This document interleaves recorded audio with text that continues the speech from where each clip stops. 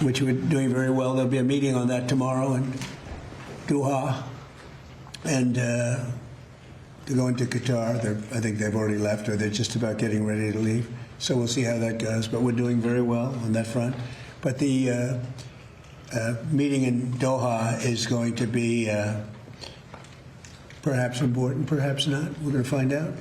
But we're winning militarily. It's almost won militarily, I would say.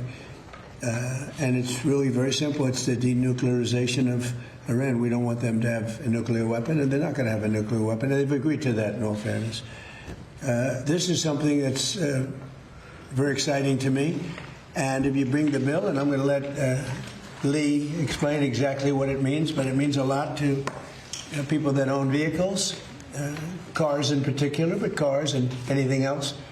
It's going to save them a lot of money, and they're going to be able to do it themselves. Please. Mr. President, this is a presidential memo to the Environmental Protection Agency, a presidential memo supporting the freedom to fix. Americans have the freedom to fix their vehicle. President Trump insists upon it. We are not going to be going after people who are fixing their own vehicle like past administrations have. Additionally, we've been concerned, President Trump has been concerned about aftermarket parts, cheap knockoff aftermarket parts coming into the United States, harming small businesses, harming Americans. This presidential memo puts an end to it. Also, the only third-party certification for these aftermarket parts is CARB in California, a process that's backlogged and faulty. So we're going to break that monopoly, and no longer will CARB be the only third-party certifier for these aftermarket parts. Again, President Trump is insisting on fixing it. This presidential memo does that. President Trump was calling me up on a Saturday night when this idea first came to his head, and he says he wants to do a press conference right away to get this over the top. In February 2nd, we signed a right to repair for our farmers so that they can repair their tractors and their non-road equipment, and this is covering everyone else. I mean, think about it. It came to my attention because I noticed they were arresting people for fixing their car. They were arresting people for fixing it. That's not even believable. Anyway, so it's right to fix, and I think it's really common sense. If somebody wants to fix, some of these people are better mechanics than the mechanics in the shop. They're telling the mechanic in the shop how to fix their car or their truck. We signed the truck one a little while ago. So I'm going to sign this, and I'll be happy about it. We rule by common sense to a large extent.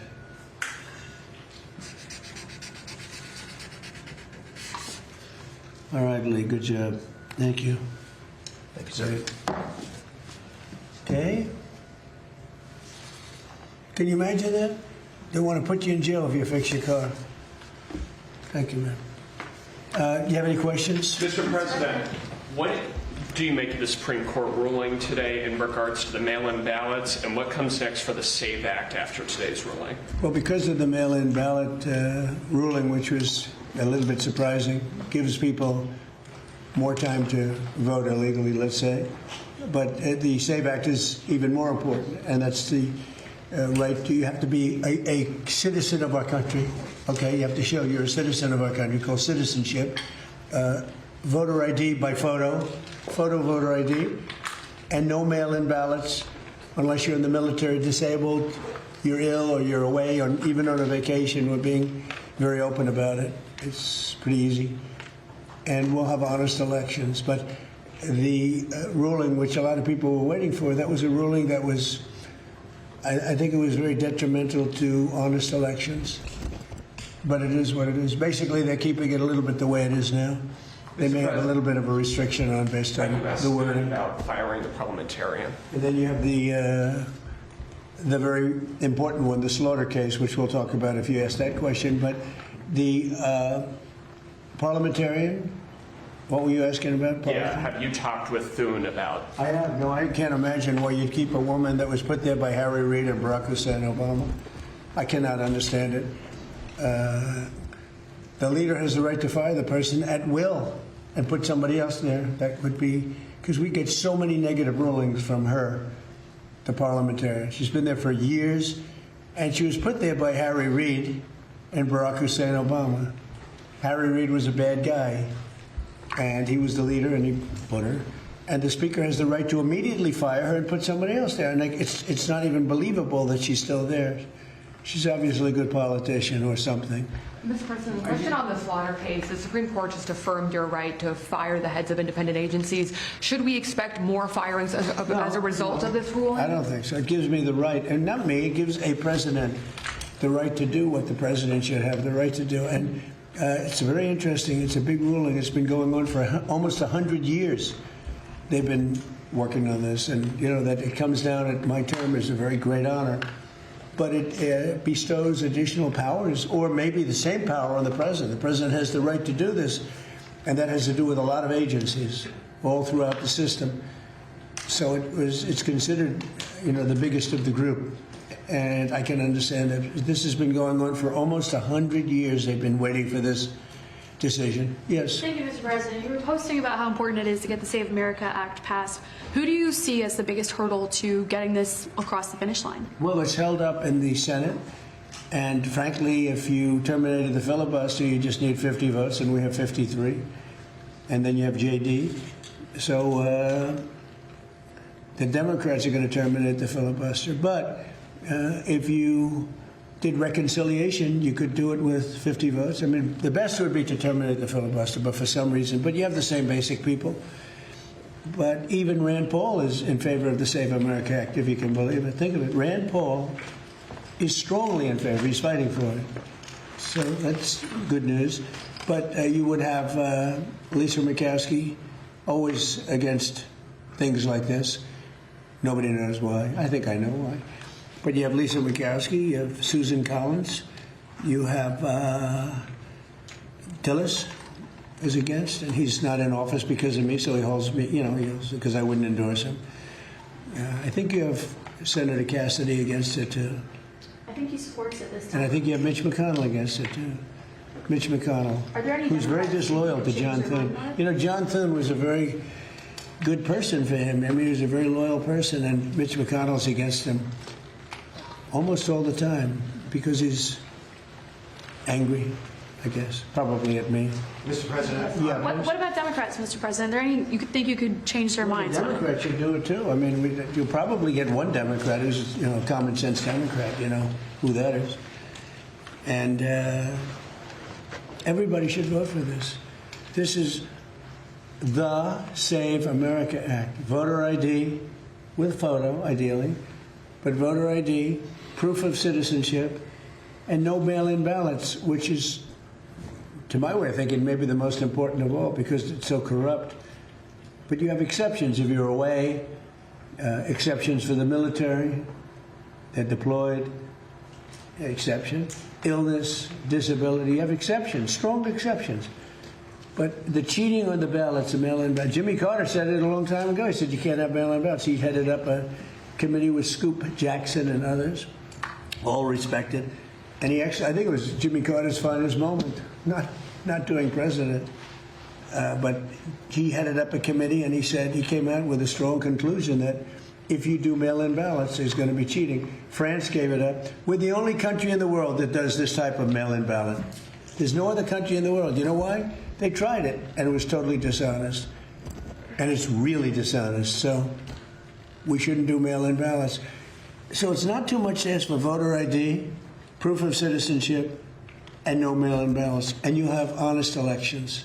What are your plans for the housing bill, Mr. President? Are you I don't know. I think it's so unimportant by compared to the Save America Act. I think the Save America Act is exactly what it says. It's saving America from crooked elections. And the housing bill is a bill that can get approved. They worked on it long and hard. It's very bipartisan. That means the Democrats like it. I think it's maybe even, it's probably maybe more that way they're getting things that I wouldn't necessarily agree to. Nobody knows more than housing in the history of the presidency. Nobody did well like me in housing. I made a lot of money. I made a lot of money with housing. But when I look at that bill, it's a bill. But when I look at the Save America Act, it's about saving America. And I'd like to have the Save America Act added on. That's probably not going to happen because we have 4 Republican senators, maybe 5, that just won't vote for it. It's crazy. Somebody go to Lisa Murkowski from Alaska. Nobody's done more for Alaska than me. She's Trump deranged. What can I tell you?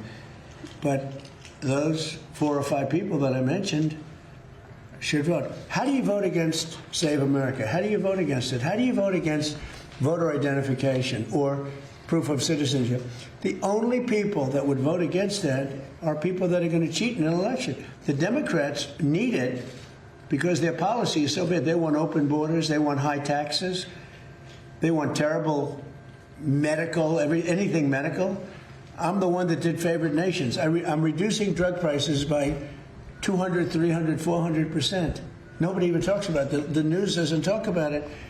The Democrats are opposed to it. If they get into office, they'll put it back. Your drug prices are going to go up by 200, 300, 400, 500%. You know that. But will you sign that housing bill? I have not. It hasn't been sent to me yet. It's coming, I understand, and then I'll make it. Here's what I would like to sign. Much more than a bill, that big deal. It's a yawn. Some people say it's wonderful. To me, compared to the Save America Act, just about everything is a big yawn.